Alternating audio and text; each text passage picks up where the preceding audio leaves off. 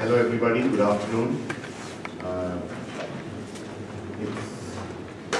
It's really our great pleasure, both on behalf of the South Asian Studies program at NUS, as well as on behalf of the Institute of South Asian Studies at the NUS, to welcome Professor Pratap Bhanu Mehta for this joint seminar session.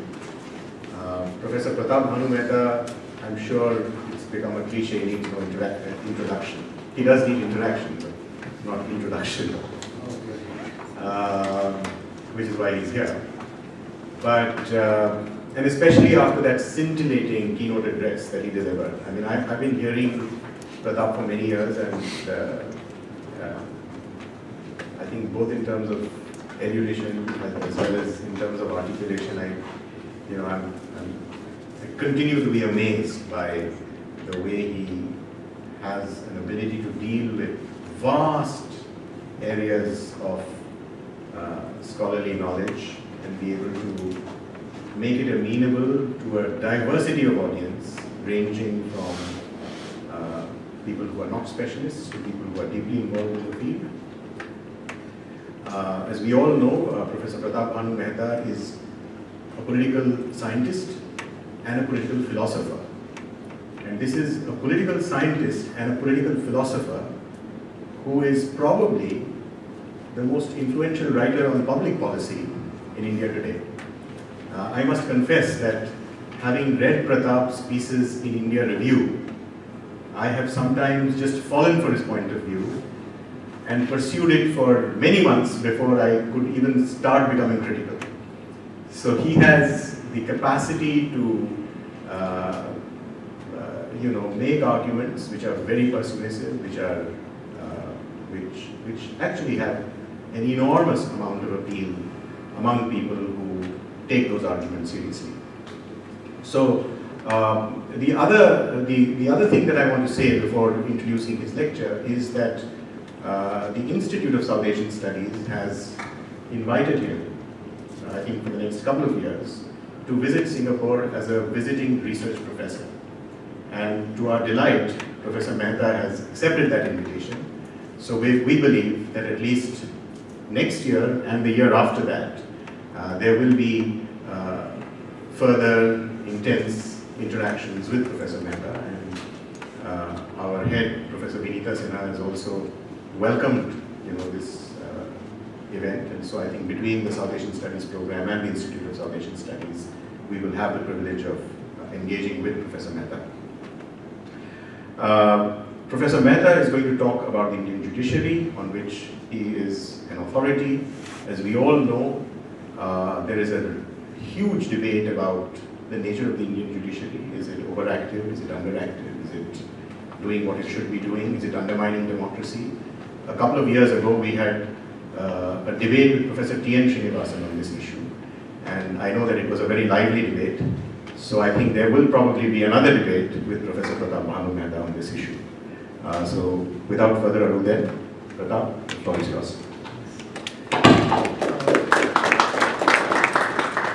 Thank you, Rahul. Should I? It's easier to see. Thank you so much for this wonderful opportunity. Thanks, Rahul, for your very generous introduction. It's a real privilege to be here amongst this group of distinguished sociologists, political scientists, legal scholars, and I've learned a lot from many of you. And I think after this talk, you might want to say, you haven't learned nearly enough. What I'm planning to do in the next half an hour or so is just try and kind of puzzle through some aspects of contemporary jurisprudence in the Indian Supreme Court. And I use the term puzzling through sort of literally, which is, this is more a kind of tour of perplexities than a guide for the perplexed, as it were. But I think it's worth thinking about, right? Or perhaps raising more challenging questions about how do we understand what the Indian Supreme Court thinks it is doing, right?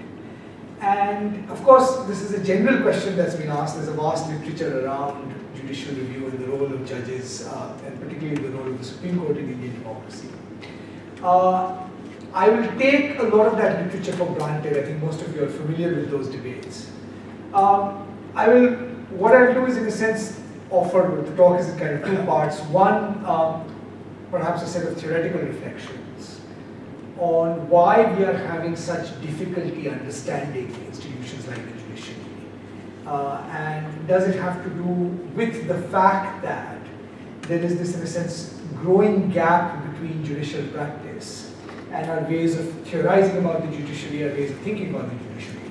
So I'll begin with some general theoretical reflections about the role of judges and the institution of the judiciary.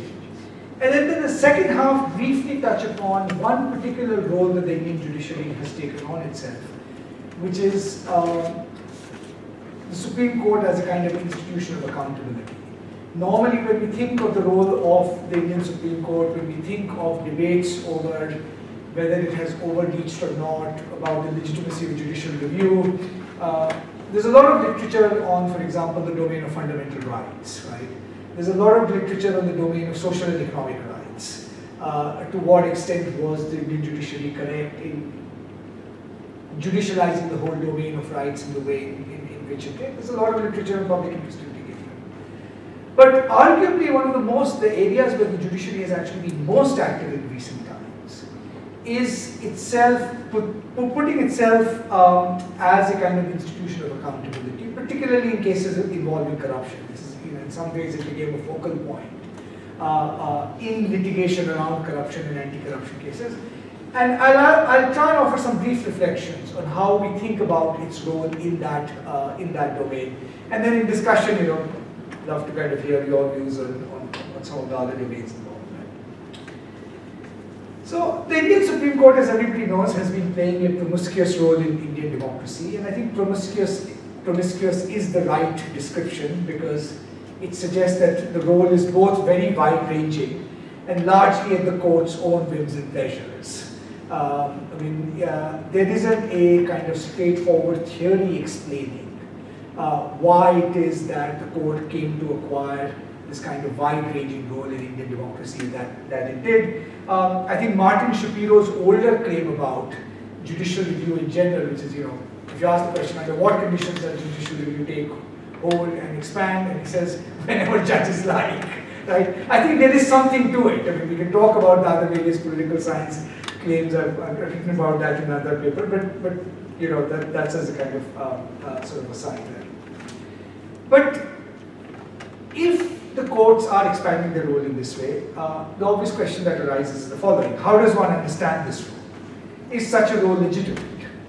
And there can be different ways of thinking about this question. Normatively, this question can be construed to mean, is this expanded role for the judiciary justified? Where the kind of justification we are looking for invokes some antecedent normative theory, right? So we have some theory about what judges should be doing and how they should be doing it, and in relation to that theory, right, does the kind of role that the Indian judiciary acquire, does that pass muster? A second approach might be more immanent or empirical, right, which says, look, you can have your normative theory, but is there a way in which you can articulate what the judges are doing, not based on some antecedently given theory, right, which is independent of judicial practice, but something that emerges from a consideration of judicial practice itself, right? So yes, the judges are not behaving like Dworkin might want them to, or Hart might want them to, or Raz might want them to, or Posner might want them to, whichever your theory of judicial behavior is. Nevertheless, it might be the case that there is some very distinctive logic to what judges are doing, which actually emerges kind of imminently from the sum total of their actions, right? So this approach is, if you like, a bit more empirical, so it tries to build up, in a sense, from actual practice. And I will try and offer something of an imminent story later on in this talk, right? I think it's fair to say, just again as a preliminary, that across the world, not just in India, but if you look at writings on jurisprudence and critical accounts of judiciaries across the world, there is a lot of skepticism about the ability of normative theories either to explain judicial behavior or even set a kind of defensible yardstick for what judicial behavior should be. After all, normative theories can't be explanatory, right? But that's by very definition the kind of theory it is, right? And one way of thinking about this generalized skepticism about normative theories of judicial behavior is by asking the following question. Right? So when we think of judicial behavior, we often think of the fact that, and judicial behavior, I mean the behavior of judges, obviously, judicial is much larger than judges. When we think of judges, right, we often ask ourselves this question: is there a set of considerations that restrains judges or should restrain judges? Is there a set of techniques? Is there a set of values?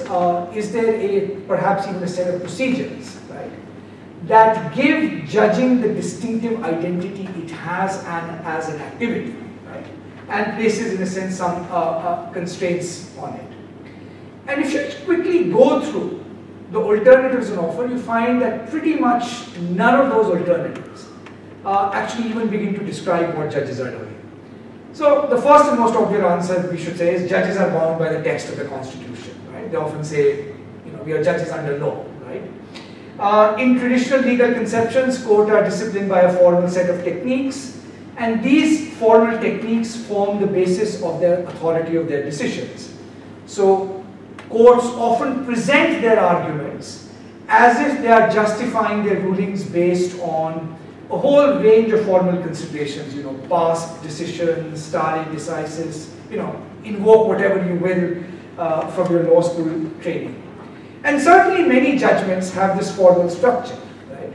They seem to rely for their authority, right, on reference to either a constitutional text or this set of techniques, right? So we cite constitutional text, we cite precedent, we make formal distinctions sometimes between law and policy, we allude to things like separation of powers, we sometimes even allude to different sources of law, right, which are supposed to be part of the repertoire of how a judge establishes their authority and the authority of their judgment, right? But it could be argued that if you read most Supreme Court judgments carefully, what seem like normative constraints on their behavior, right? Citing of a constitutional text, right?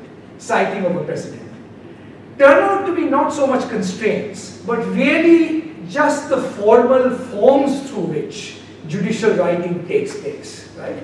So in a sense, if you think of the interpretive challenge, you have a text, you have a judgment, which seems to conform to certain canons of reasoning, right? I cited an article, whatever, article 142 in favor of a certain point, right?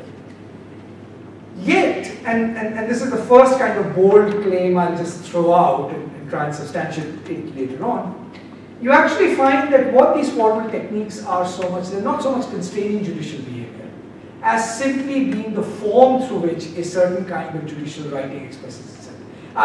If I were to be provocative, I would say it's the aesthetics of judgment writing, rather than actually the underlying normative logic or constraint of judgment writing, right?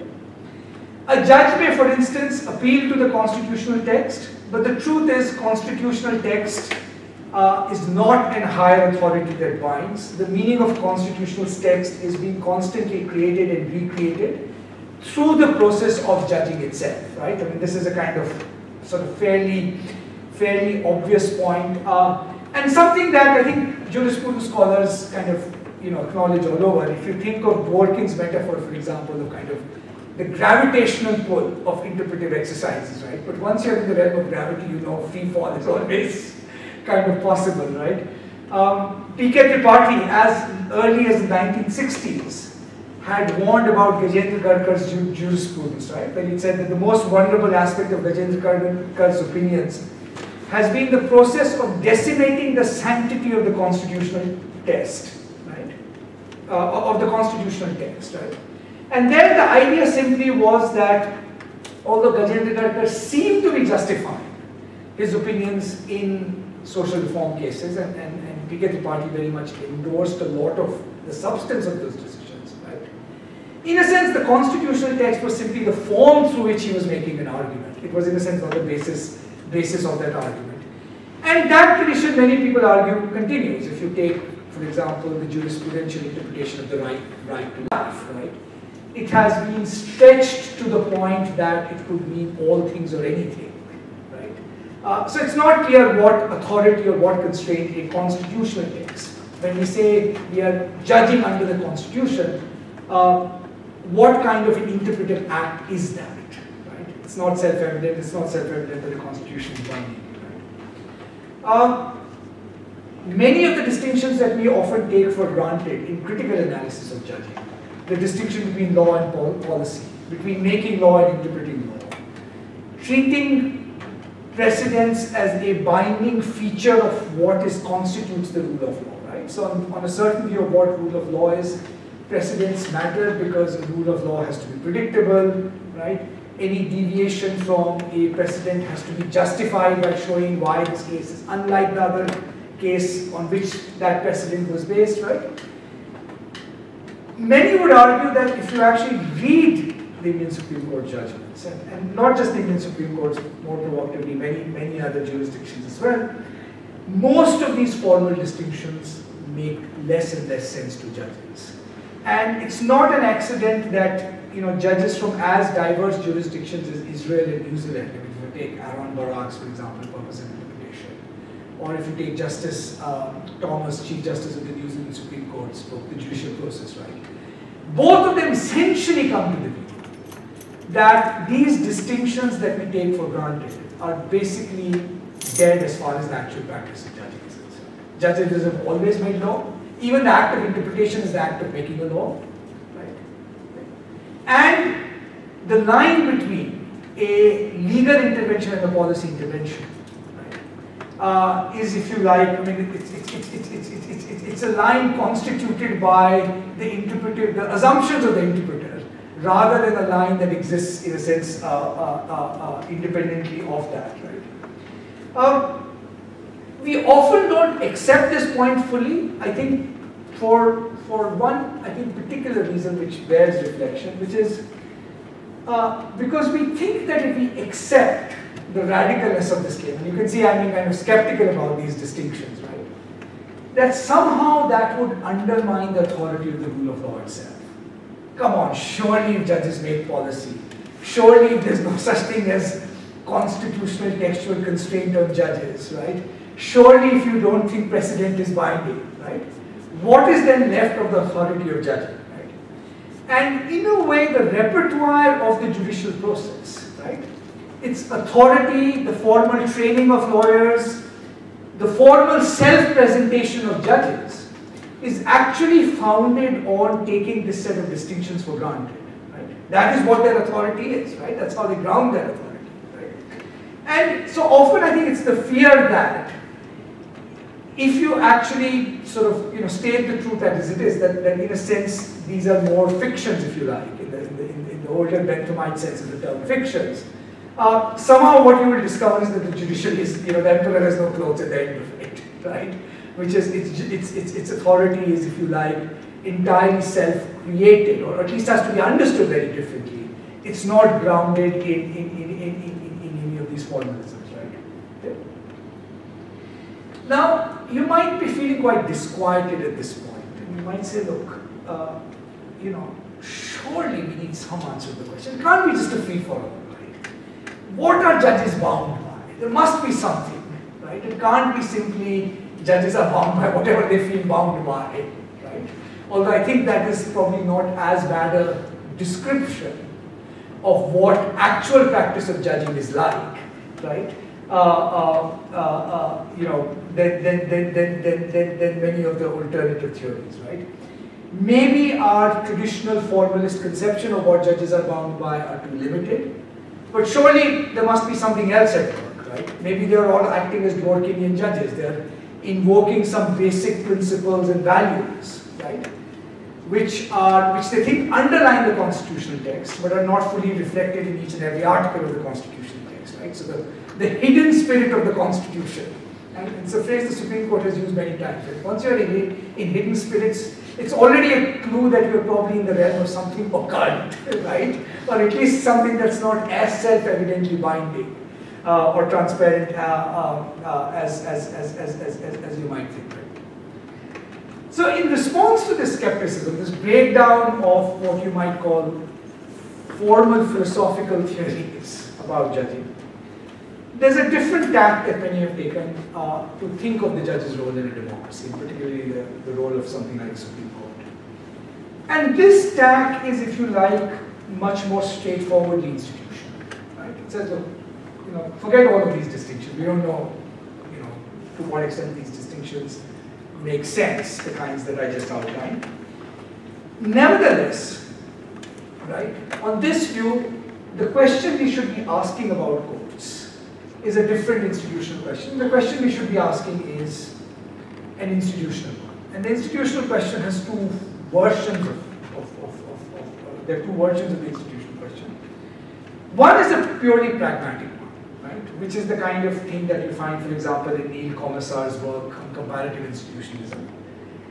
That question is simply, I don't care what the courts do, so long as you can justify that whatever it is they are doing, they are in the best position to be doing that, right? So, if courts are making policy, that's also okay, so long as there's some reason to think that, right? Compared to any of the rival institutions on offer in society, right? Legislatures, civil society, whatever, courts are actually in a better position of doing that business. Right? And the argument for this would go something like this, that it's not the formal features of law, it's not the formal attributes of judging, it's simply that the court is designed as an institution by its very nature, that it's more likely to do a better job, right, of producing certain outcomes that we as a society want than any other institution, right? So one version, again I'm giving the most simplified crude version just to kind of be pointed about it. One version would simply say, look, on balance, if you're looking at the protection of minority rights or rights, courts are just better institutions at doing it, right? Because they're not at the whim of electoral majorities, or the courts are also at the whim of certain other kinds of majorities, right? That's the argument, right? Or that the democratic process as is empirically constituted is the realm of interest, right? It's the realm of compromise, interest, whereas the court is a forum of impartiality. There may be a politics around how judges get elected, right? But the very thing that allows the judges to do whatever it is that they're doing, right, which is make up law as they go along, right? That very feature makes it possible that this could in principle be a forum of principle and reason rather than a forum of interests. And that on a whole range of things, it might turn out that you'd rather have a forum of principle judging outcomes rather than a arena where there's interest, right? So the theory goes, right? But you can see the kind of question it's asking, right? It said, don't worry about what binds judges, just ask the question, is the judiciary constituted in a way that, right, it's going to produce relatively decent outcomes, right? And this has certainly the advantage of making, I think, the contrast, right, or making the question of judicial review very much an empirical question, right? And I would submit that I think there is something to this, because if you ask the question, in what context do courts acquire the authority that do, right? That question does presuppose some kind of empirical judgment about a court's performance relative to other institutions, right? Even in India, the argument is often made that courts became powerful because there was a certain disquiet with electoral democracy, right? Again, that very crude argument, right, in a sense implicitly presupposes that the yardstick we are bringing to bear on the relative authority of the court versus institutions rests on some kind of empirical judgment, right, about who is more likely to get the job done.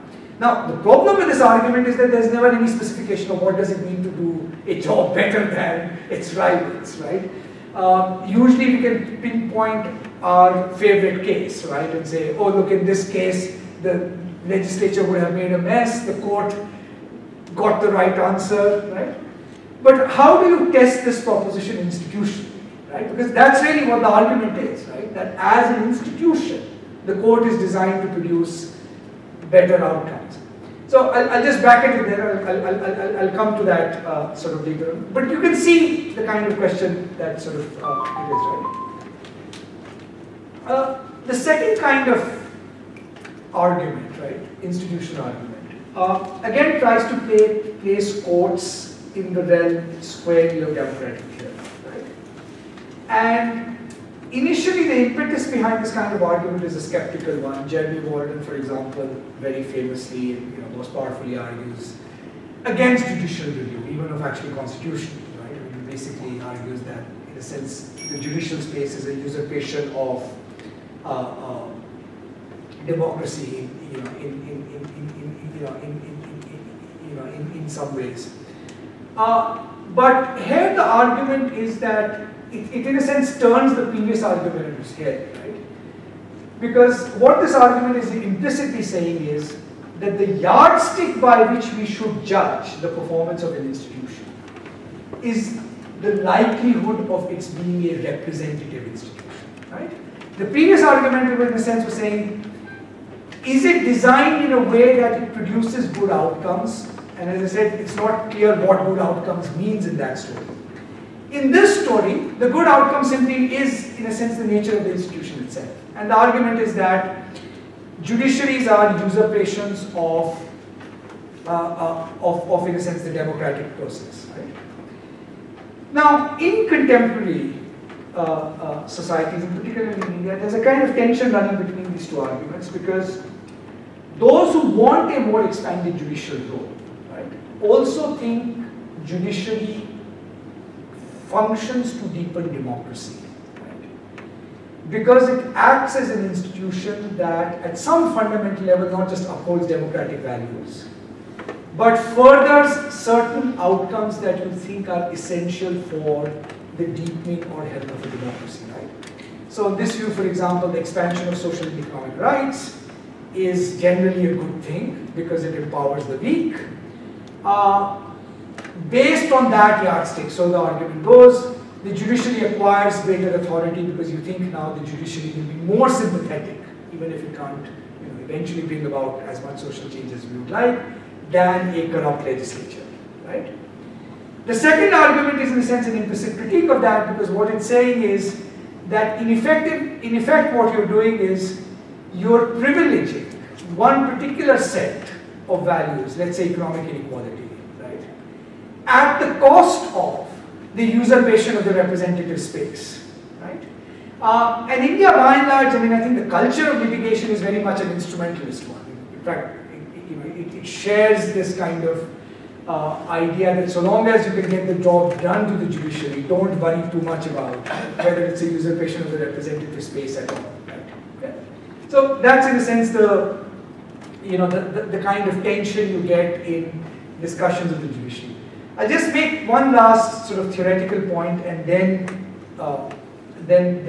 just come briefly to the corruption cases and why this apparatus might actually matter for that. Right? The last theoretical point is this, which is, so there's another version of what judges should be doing, right? So apart from the normative ones, the purely institutional ones, which has gained a lot of currency, and its basic, I think, impulse derives from a kind of Habermasian conception of the judiciary's role, where the argument is that basically what the judiciary is basically a forum for public reason, right? Which is, its yardstick cannot be judged by principles that are antecedently given, right? So they're not acting like Burkean judges, taking a value like equality and then just running through a whole range of cases and considerations, right?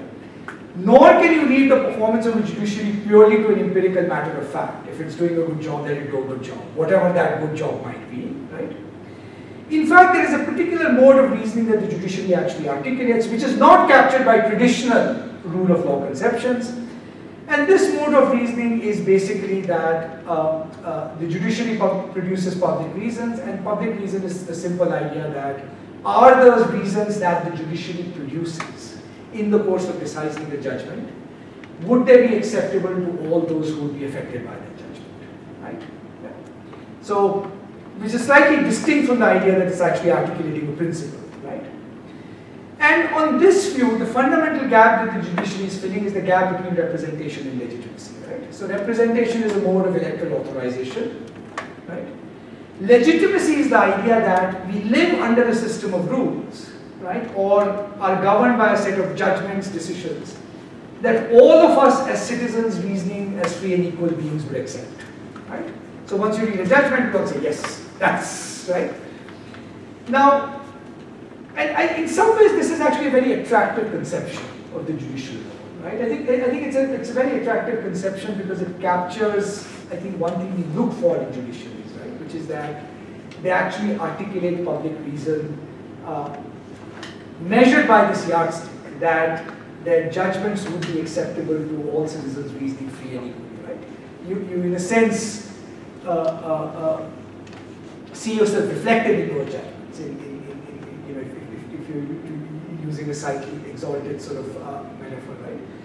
It also has the advantage of not being bound too much by that repertoire of formal legal distinctions through which we normally understand the law. So, you know, again, it doesn't matter to this account terribly whether what the judges are doing on law or policy, so long as what they are doing would be acceptable to citizens reasoning free and equally, right? So it captures something of what you might call the nature of that institution in a normative light. It's not purely empirical, it doesn't simply say what's effective, right? It focuses your attention to a certain mode of reasoning without binding that reason or that form of reasoning to values and principles that are in a sense given antecedently, right? Now, the trouble or the challenge of a theory like this is, first of all, what would be the kinds of reasons that would be acceptable to all citizens in divided societies in particular, right? And there is a risk that either this conception of public reason ends up itself being a normative theory, right?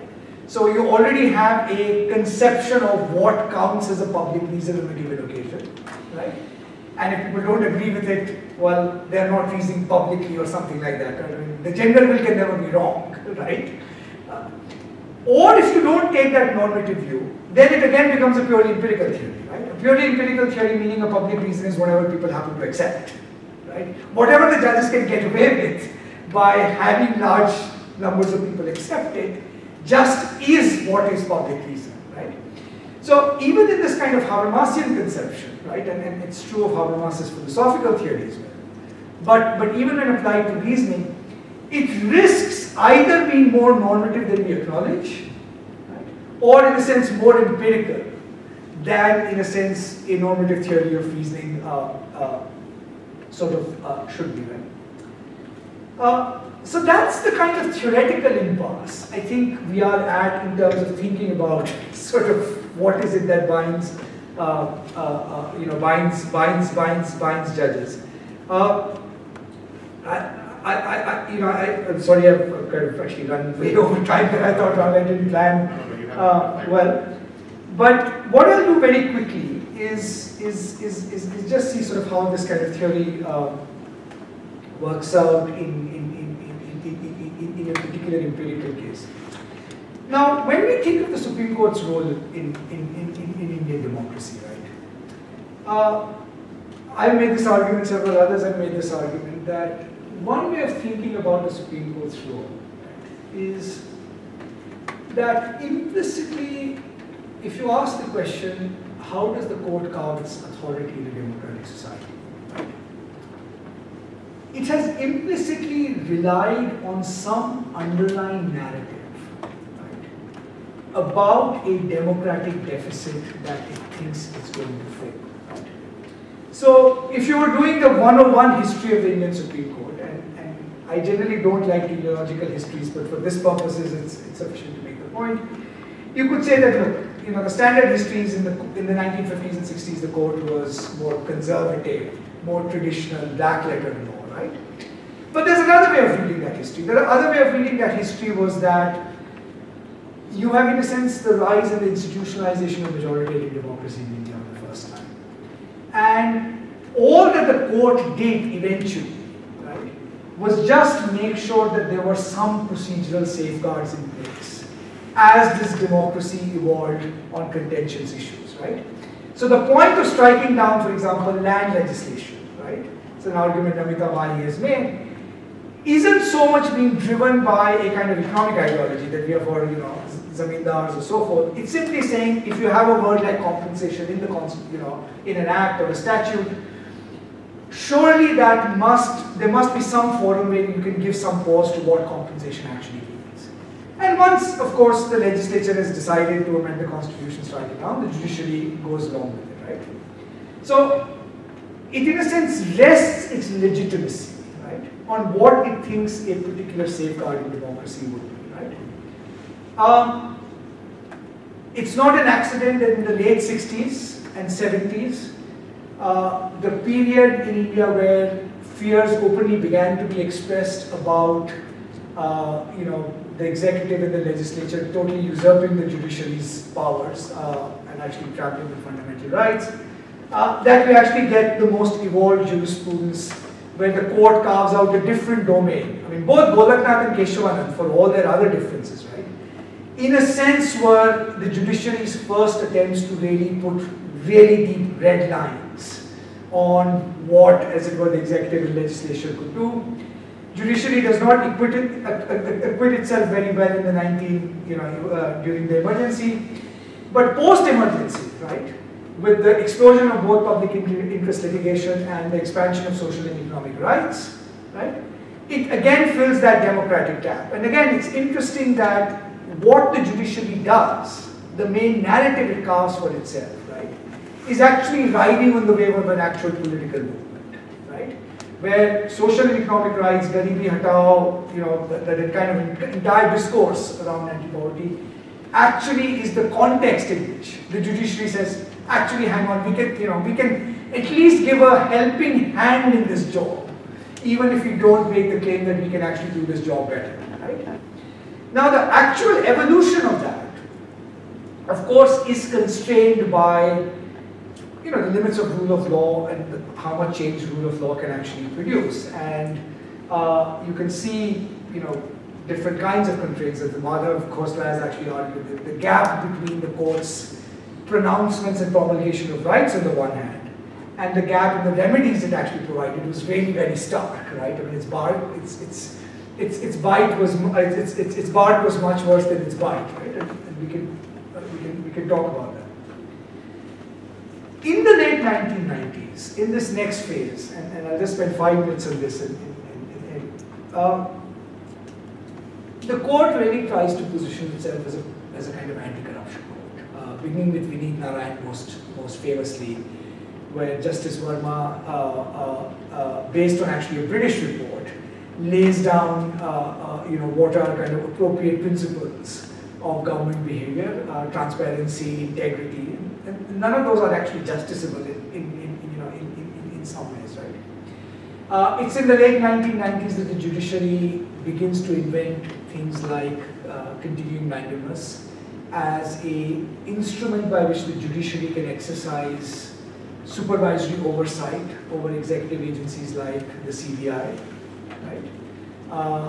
The institution of the CBI directly reporting to the judiciary. So there's a whole range of small jurisprudential innovations that the judiciary introduces ostensibly, right, as a kind of anti-corruption device. Right? Now, it's fair to say that for almost 15 years, most of these instruments remained very ineffective. In fact, you could actually make the argument that the judiciary was allowed to do what it did because at least until 2010, it actually never posed a risk to the political class in any serious way, right? The number of prosecutions of senior politicians was almost zero, actually in that period, right? Despite the carving out of these instruments, right? It's only with the rise of the anti-corruption movement, right? 2010, 2011, right? That you actually see the judiciary once again emphatically positioning itself as a kind of anti-corruption court. Right? In a really major way. And the point I want to make in a sense is that the grounds on which the judiciary justifies itself, right, and the kinds of arguments it uses, implicitly is drawing upon a narrative that it has in its mind on what it thinks will have democratic legitimacy. Okay? So just to give one example, one of the recent judicial decisions in Lenny Thomas involves this question of under what conditions can politicians who have been convicted be disqualified from being members of the legislature, right? And just see two kind of contrasting judgments on this. Right now, thanks to the Supreme Court, with great popular acclaim, right? If you are convicted, you are disqualified from being a member of the legislature. Jayalalitha, we just seen kind of is the first major victim, as it were, of this case, right? And the argument that the court brought was, well, basically two arguments. A complicated case, but the core of two arguments. One was that legislatures can't be treated as a separate class, right? So if everybody else, if government officials are punished when they are convicted, they can't hold office, why should legislators? And the second argument which is brought, which is implicitly the narrative, is that politicians get away, right? In part because they can use the process of endless appeals, right? As a way of staying on in legislative office, right? So long as your case is being appealed, even though you've been convicted, you can continue to hold a particular position, right? So this has become a way of evading punishment and corruption, right? Now, you could argue about the merits of this case, whether the Supreme Court did the right thing or not.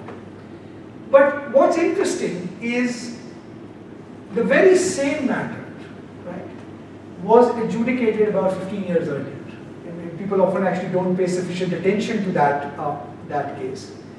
And the court came to the opposite conclusion. The court actually came to the conclusion not just that legislators could be carved out as a special class if there was a reason for it, but it was actually very wary of disqualifying legislatures based merely on conviction without any kind of appeals process. What was the reasoning there? And again, the historical background makes a lot of difference. The reasoning then was that in an era of coalition governments, right, where you have wafer-thin majorities, in principle the result of a whole election could be invalidated if one or two MPs were disqualified, right? Yeah, right? So if you have two, right? Surely under those circumstances, wouldn't it be prudent to at least have some kind of appeal mechanism, right, that adjudicates whether that conviction was actually a good faith and sound conviction or not, right? So in fact, what the Supreme Court allowed was the fact that you could actually have an appeals process. I mean, what was striking about the Lenny Thomas decision was it basically said not even the 90 days appeals process, right? Now what's going on here, right? Is it that the court's values have changed, right? Is it, you could argue, it's just, the variance from just judge to judge, although I don't think anybody would accuse Justice Sri Krishna of being sort of any less concerned about corruption than anybody in the current Supreme Court, right? Implicitly what the court was drawing on, right, was its reading of what it thought the larger democratic anxiety was, right? Those were the days of horse trading, right? Those were the days where, I mean, the whole idea of kind of toppling governments was at least imaginatively very much part of the kind of democratic narrative, right? And so implicitly that argument kind of trumped, whereas right now corruption, or not just corruption, but this kind of lack of, this kind of utter frustration that politicians are not convicted, right? This argument actually trumped, right? Neither of these arguments can be settled on first principles. I mean, and that's really the claim in a sense, I actually want to make. What's driving the story is, in a sense, an invocation, right, of what the judges think this narrative of public reason is actually about, right? Okay. Second case, and this is what I'll end with, the 2G case, right? Arguably the single biggest anti-corruption case that the Indian Supreme Court has heard, in which it cancelled the allocation of spectrum licenses after a Controller and Auditor General report claimed that there was massive loss to the exchequer because these licenses should be in auction. Where is that, right?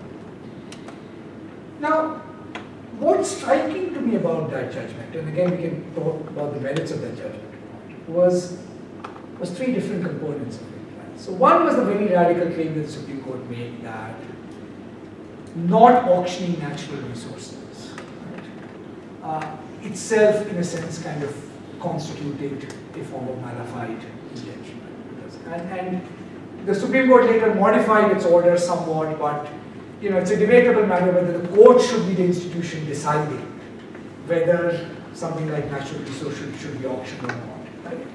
But arguably, if you were reading the court sympathetically, what you could say is that what the court is forcing the legislature and the executive to do is it's forcing it to articulate the reasons why it took a particular decision. And that in this case, the real problem was that the government actually never articulated those reasons, or was not in a position to do so, right? It never made a public defense, and frankly, its own paperwork never made that defense. I mean, the quality of the government submission is just truly appalling, right? So that's one feature of that decision, right? The second feature of that decision, which was the really puzzling one, was the fact that in this case, right, the Supreme Court actually let the government off. Okay. One of the least noticed aspects of that decision was the Supreme Court basically took the view, right, in a rather self-contradictory way, that whatever mala fide happened at the level of the telecom minister, Mr. Raja. There are these two striking paragraphs, I can read them out, in the space of like 3 pages that contradict each other. One of it says, we know the Prime Minister is a virtuous man. How the Supreme Court knows this is right. And we know that if he had known about this, right, he would have acted to prevent it. Right? So that's the clean sheet.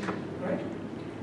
3 paragraphs later it says, actually we know Mr. Raja is mala fide because the Prime Minister wrote to him saying don't do this, and he still did not act on it. Right?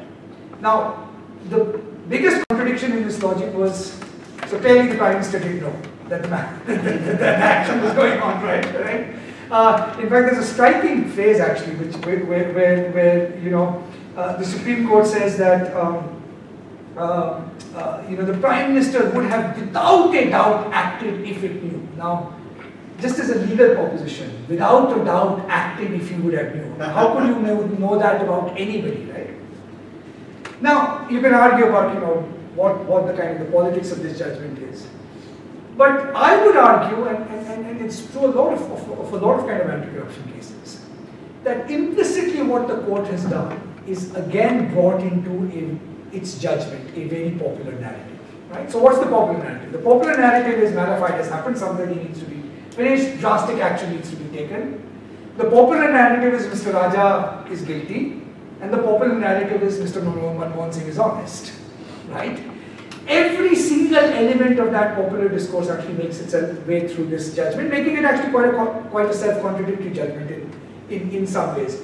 To the point where I actually think Mr. Raja's rights were actually trampled upon. Right? They were trampled upon in one very specific way, which is the lower court has not yet pronounced him guilty. The entire proceeding is premised on the basis that he's guilty, because if he's not guilty, what is the mala fide, right? What is the, right? And you have pronounced on this verdict without actually giving him a hearing, right? I mean, which is what all he was asking for, constantly, right? Yeah. So again, the court positions itself as an institution of accountability, right? But in this, but in a way which kind of completely does away, right, with, if you like, its own past jurisprudence. I could just go on and on with examples of this. I mean, Arun will probably know these cases better, but the recent Supreme Court judgment on tribunalization, right? Where the Supreme Court has kind of struck down the constitutional validity of tax tribunals, arguing that these are, in a sense, an interference, these compromise judicial independence, right? Because of the mode through which members of this tribunal are appointed. Again, we can argue whether it's the right decision or not, but what's striking about it is that the judgment goes against something the Supreme Court itself had done, right, in the setting up of the National Tribunal, where arguably the composition of the tribunal compromises judicial independence even more than it did in the tax tribunal, right? What's going on there, right? What's going on here is again a popular narrative of legitimation, right? Environment, I mean, I won't say environment is a politically hot issue, but it's a kind of, it's a public narrative, a narrative of public reason into which the court wants to situate itself, right? We are on the right side of the environmental debate, right? We all believe in precautionary principle, all the rest of it, right? Which then allowed it to, as it were, give that institution a form, where it was not constrained by what would have been traditional juristic considerations, right? Whereas in a sense, the tax judgment came against a wave of backlash against tribunalization, largely by lawyers, by the way, but that's another, right, another story. So the point I want to make in a sense is that, the Supreme Court, if one would be charitable, says, look, what it is trying to do, and its role cannot be assessed by, in terms of the standard juristic techniques, it is trying to position itself as a voice in this articulation of public reason, right? Finding of those judgments and principles and values that we will all accept as free and equal citizens, right? Okay. But the only way it has of doing it, right? Or let's put it this way, it has actually no disciplined way of arriving at what that should be, right? What it's relying on is, in a sense, this kind of intuitive democratic narrative, right? Right? And as a result, what it has ended up with, in particularly in anti-corruption cases, is that it's on the one hand jumped aside all old forms of legal formalism, right? So none of the standard rule of law characteristics kind of. Right? What it has replaced it with, is a certain kind of institutional formalism that it thinks has deep democratic basis. And the most striking example of this, and this is the one that truly will end with, is the Supreme Court's view of the CBI, right? The Supreme Court has, in a sense, rightly diagnosed the fact that the Central Bureau of Investigation is not an independent and autonomous agency in the way it's structured, or not autonomous enough. I'm not sure what it would mean to have a fully autonomous CBI. It thinks that is one of the weaknesses in India's anti-corruption regime. Right? It takes over direct supervision of the CBI, right, in a number of cases. Right? And except in the case of Gujarat riots, and we can argue why that is the case, the net result of the court superintendence of the CBI has been roughly zero. Right? Why has it been roughly zero? Because what would it mean for a judge to actually monitor the CBI? Operationally, right? It's not at all clear, right? I mean, ultimately I have to rely on the CBI to produce the evidence that I do in court, right? All that monitor can mean is that the CBI can go to and complain to a judge in case the executive is interfering, right? But it actually can't monitor it if by monitoring we mean the idea that the CBI itself is producing all the available evidence in the right kind of way. What's driving this choice of CBI? Again, this popular democratic narrative, right? Which there's a right.